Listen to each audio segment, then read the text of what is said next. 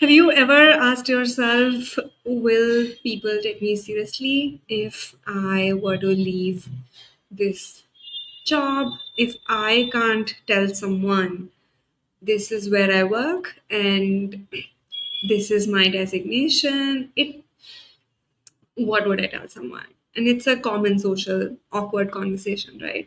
Where as soon as you meet somebody new or you went to a family social gathering and it's like, beta, what do you do? Or what do you do? And then if you didn't have this, what would you say? And it can be a haunting question because for most of us high achievers who've spent considerable time and energy, I would say more than 10 years, climbing up this ladder and investing in our career, a lot of, I would say, most of our identity is associated with our jobs. Where do we work and how far did we go? How much money do we make? So it's not just a title for us, right? And it's not just a job. It's proof. It's proof that we worked hard, that it mattered, that we made it, and that it means something. That we are a successful person who's worked hard and who's an important person, someone who matters. So I want to offer you a shift today. Why a shift? Because this ladder concept can also feel quite limiting and restricting, especially when you start to question whether your current lifestyle and career is it sustainable. Is this something that you really want going forward? Do you want the next 10, 20 years of your life to look the same way?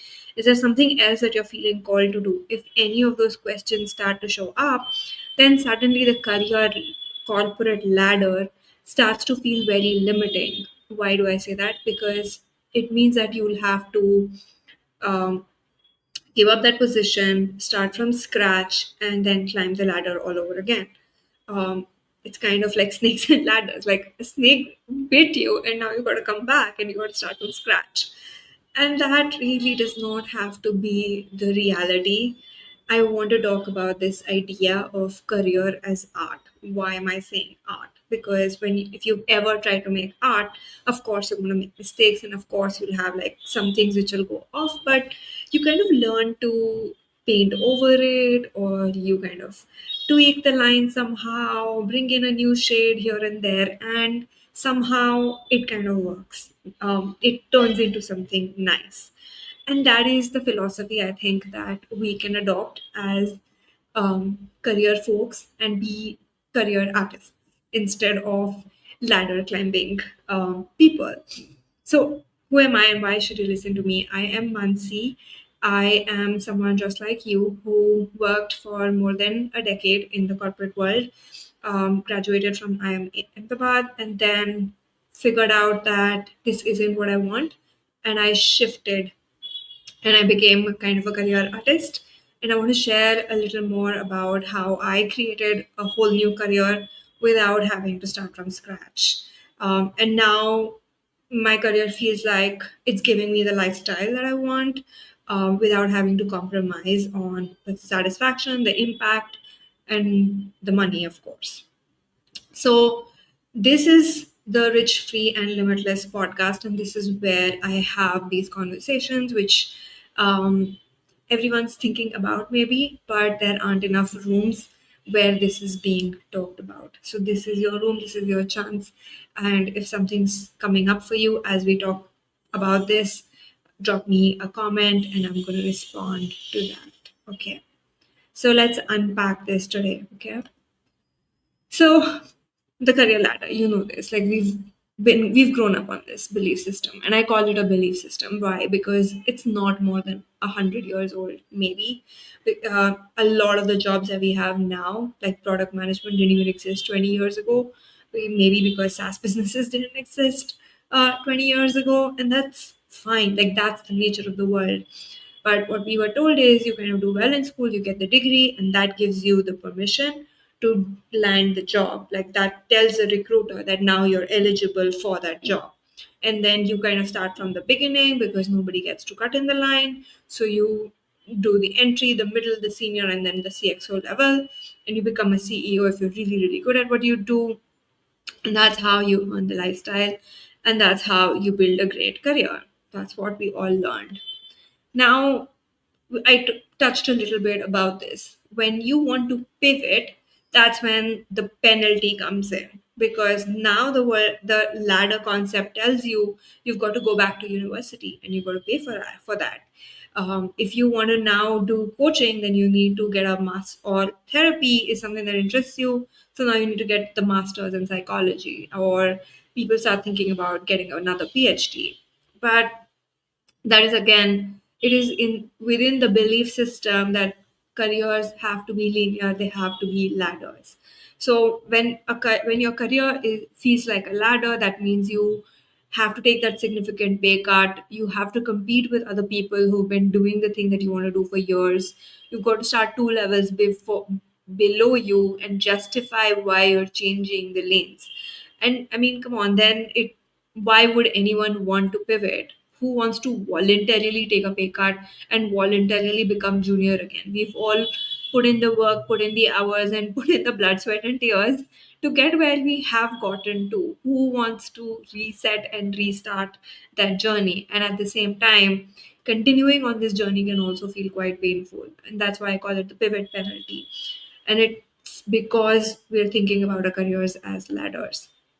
So the real problem here isn't that you want to do something else, you don't have a degree in it, or no one will hire you because you don't have a degree, or you'll have to take a pay cut or start two levels below. The problem here is that you are dependent on an employer to decide what you are employable for. Let me repeat that. You are dependent on an employer to decide what you are employable for.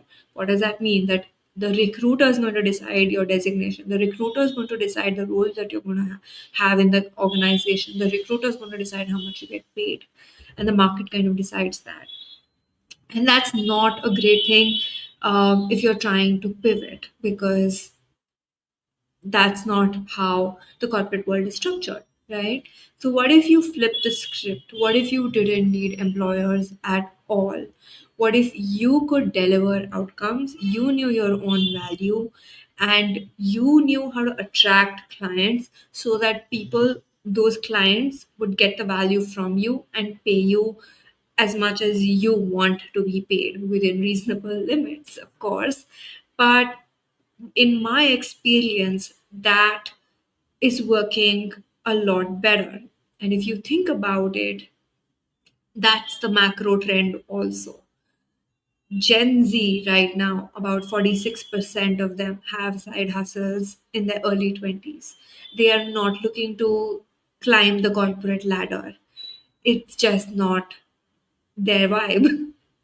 And even for millennials like us, there is a statistic that I came across. In 2009, about 50% of Indian CEOs came from premier B school and engineering schools. And in 2024, that numbers dropped to 23%. That's more than half has dropped. What happened? The quality of education and talent has definitely not gone down. What's really happening is that these people are no longer choosing that path. People want to have a bigger impact, people want more autonomy, and if they're putting in the hours, they want to work for themselves. They want that autonomy, they want the returns, the ROI on that effort that they're putting in. So entrepreneurship and alternative career paths is becoming a thing. And for me, someone like me, it wasn't really about building a big business, it was really about building something that enables me to live the lifestyle that I want. I was craving a lot more freedom and flexibility. My body and my energy system did not really support the 14 to 16-hour work days. That was not me, and I couldn't do that, and I didn't want to do that. But I did want to create an impact. I did want to live up to my potential, and I did want to have a fulfilling career. And that's where the gig economy really helps you. And that's why I am today inviting you to think about your career as art, because everything belongs inside this work of art, right? Your quirks, your personality, your gifts, your OCDs, your play, your degrees, your work experiences. What if you could combine all of that together and just make something amazing, and people pay you for that? Essentially, you're getting paid to be yourself. So, what did my career art look like? So, this is what I combined. I knew, because I come from the background that I come from. Those are my clients. Those are the people that I help because I understand their reality. I come from their background. I had strong storytelling skills, listening skills, empathy skills, because I was doing B2B sales and I was doing really well on that. And I was also doing data and analytics. So I took all of that stuff and then converted that into solving this problem of a mid career crisis for corporate professionals like us. So that's where I dialed into the storytelling skills for the content, the understanding of psychology, because I was such a nerd around personal development that I already had a lot of the tools that I knew that I could help folks with, like figuring out their strengths, their zone of genius, their values. I had already done that experimentation on myself for years and years without somebody having to pay me for it, because I was in that pain. I knew exactly what that was. Um, and that's how I created this custom job that's uniquely mine. And that's what I mean by career art. So now, to draw a comparison, if I were to follow the ladder approach, and I have seen a lot of people do that, and kudos to them and their courage, I would have to take masters in psychology. I would have to get a therapy practice certification. I would have to apply for companies where they do employ in-house coaches. And then I would have to accept a pay cut because that is just the price of career transitions, right? No, that's not what I was willing to settle for. And sacrifice is honestly overrated in life.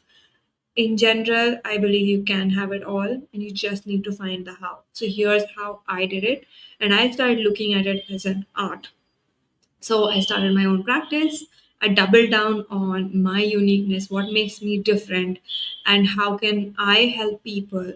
So just pulling together everything that I had done. I did not trash my work experience. I did not trash my corporate life experiences and work experiences. I just brought all of that into my business. So, whether it's building frameworks or processes for personal development and helping people create better content for and build personal brands or launch their own businesses, this is what I started doing. And that's how I created a new career for myself. Now, what really goes into career as art is two things. One is you've got to think of your skills as a stack of skills, like a building blocks that you can play around with. So think of it as Lego blocks, where you have a set of inventory of skills that you have picked up from your education, your work experience, domain knowledge, industry knowledge, EQ, IQ, whatever it is that you have, you put that down. Okay, this is what I know.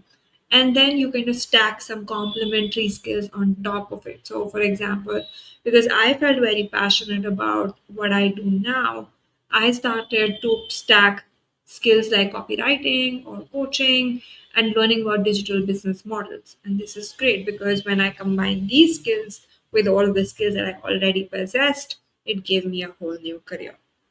And the second is don't trash your skills, use the same skills and repurpose them differently. So I repurpose my process thinking into career transition processes, storytelling skills into content creation, analytical mindset into pattern recognition, so that I have more meaning, more mastery, and I have this new career.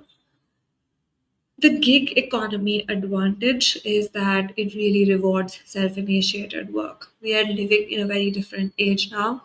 So instead of hoping that a recruiter picks you and gives you that chance wherein you're kind of busy networking, cold DMing, or sending cover letters to people, hoping that they will read it and they will hire you, Instead, you sit down and you create a niche for yourself. You create an offer and you say, here's how I can help, here's who I help, here's a problem I solve, this is the outcome I can deliver, and this is the proof that it works. And when you think of your career like that, like these are the three, four things that I can offer to the world, and go out there and offer it, guess what? The economy rewards you, and now you don't have to pay. The government also rewards you because your taxes are lower as a gig worker, and the market rewards you by paying you much higher hourly rates, because now you're saying, I'm taking accountability for myself. I don't need employee benefits, and I don't need your company brand because I'm building my own brand, and I have specific skills and judgment that I can offer to people, and it's valuable. So the gig economy really starts to reward you, and it becomes a huge advantage. There are two skills that I want to talk about which enable all of this. You can't have career art or be a career artist without doing these two things. One is sales. If you think that sales is sleazy, or you're an introvert, or you can't sell, those are all really just, I would say, false ideas and notions, because we are always selling, whether consciously or unconsciously, we are always selling something to someone. It's time to just own your own style of selling to people and start to double down on it. So if selling is just about offering help clearly and confidently to people who need it, that's it. It doesn't have to be more complicated than that. It doesn't mean that you have to change your personality, you have to start impressing people, you have to do a lot of cold calling. None of that. People really buy from people who they know, like, and trust. So if you're an introvert and you're someone who's good at building strong connections, amazing. Now is the time to start talking to those people and let them know that this is something that you do, and you can offer it so that they can refer you to people who might need you, and you can start making some money. Because if you can't sell, you can't articulate the value that you bring. If you can't have conversations about how you solve problems, or you can't ask someone to pay you for your expertise, you will always be kind of underpaid, trading time for money, trading freedom for permission, or needing recruiters and employers. And that's the thing that we're trying to change, right? If you want to really shift out of your current career. The second thing is just getting super comfortable being visible, which means building a personal brand. Because right now, if you're someone who's writing a LinkedIn bio where you're putting in your designation, and maybe you're putting that you're graduated from so and so institute, or you're an ex Amazon or an ex McKinsey or whatever, essentially what are you doing? You are borrowing the credibility that these brands already have, that they have built, and you're kind of hoping that it'll rub off on you, and you're saying that, look, I'm credible because these institutes are credible and they believed in me. What I'm saying is, let's flip it, let's build your own personal brand, because that's the thing that can replace all of the above. Which means that it becomes, when you have a strong enough personal brand, it's more than okay for you to walk away from that VP title and the CEO track and all of that stuff. And it's okay for you to introduce yourself, because you can point them to a LinkedIn or some other platform where your brand is big and that follower number out there. The kind of work you do out there, what that page says about you, can build trust, and it can give you that brand sheen that you're really looking for, and it can help you attract new clients and get new work. Why do I say that a personal brand is so important, especially in the times where we are saying the gig economy is here? One, you can resign from companies, and those brands then don't travel with you, but your personal brand is always kind of accumulating, right? So it travels with you.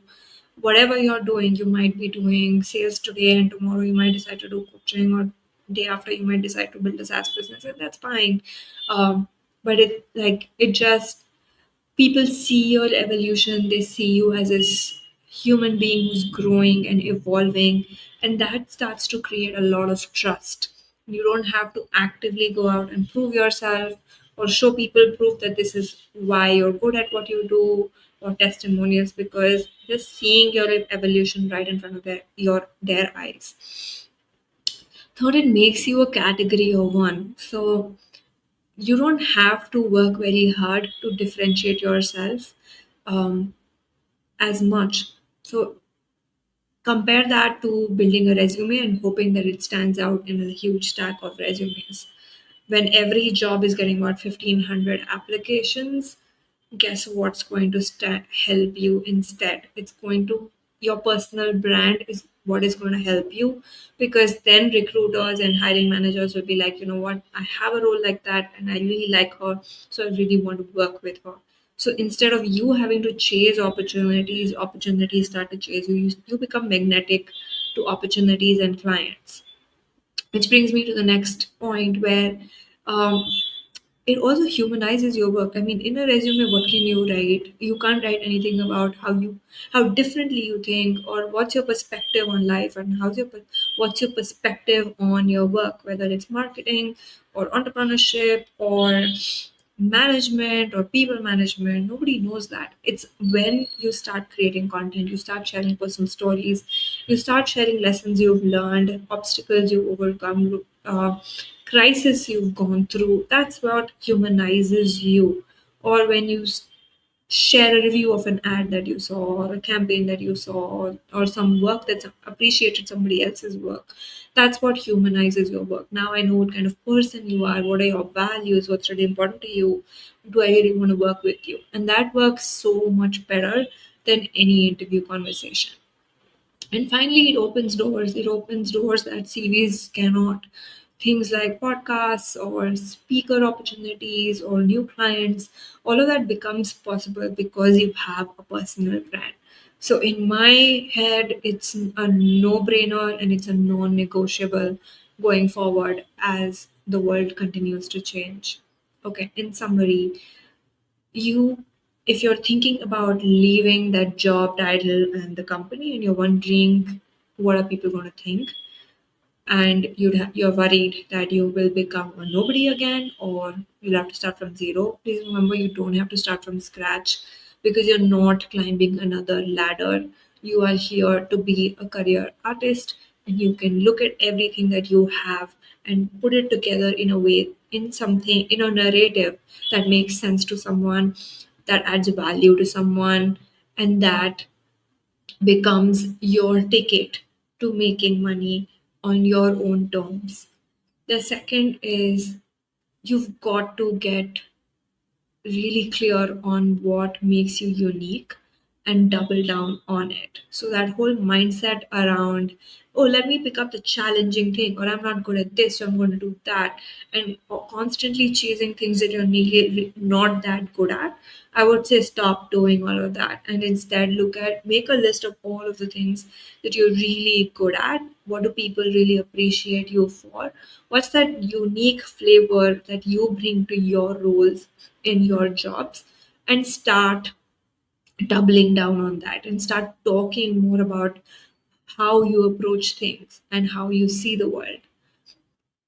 Thirdly, thank the corporate world. It's been great so long, and thank you for all the fish, because it has taught you so much. It's taught you how to work with other people. It's taught you a lot about collaboration. It's taught you about how the world works and how to make things happen, maybe processes, systems. All of that is amazing stuff.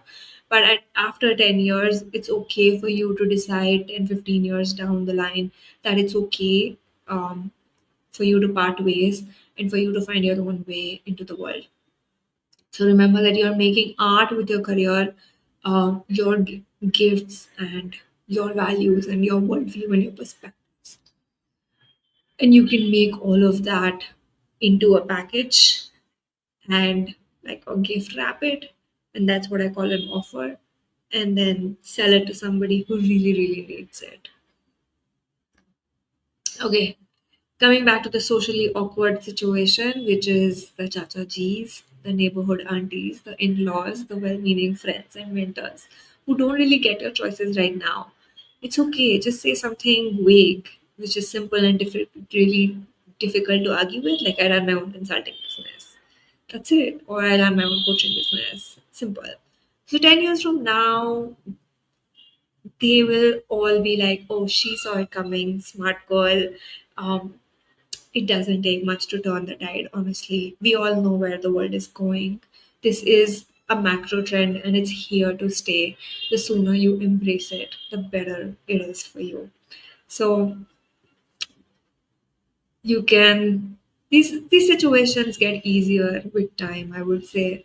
And it doesn't have as much to do with how others perceive you. It has more to do with how you feel about yourself. As I settled into my new coaching identity and I settled into my business and I realized I'm doing well and I'm making an impact and I'm helping people and I started seeing the value of the new work that I'm doing, it became easier and easier for me to just introduce myself as a coach going forward. And trust me, it gets easier and you get better at it. Both happens. Okay, so if you're ready to make career art, just DM me or comment career art and we'll talk about how we can work with me directly. If this kind of content resonated with you and these are conversations that you want to be a part of, I highly recommend that you join my newsletter. You can find it at limitlesswithmansi.com/newsletter. Inside the newsletter, you get more of these kind of insights and you get these podcasts every week on a Sunday so that you are feeling more and more clear and confident about what you want to do next in your career. That's what being rich, free, and limitless is about for me. I hope you found this useful. Looking forward to your comments, and I respond to all of them.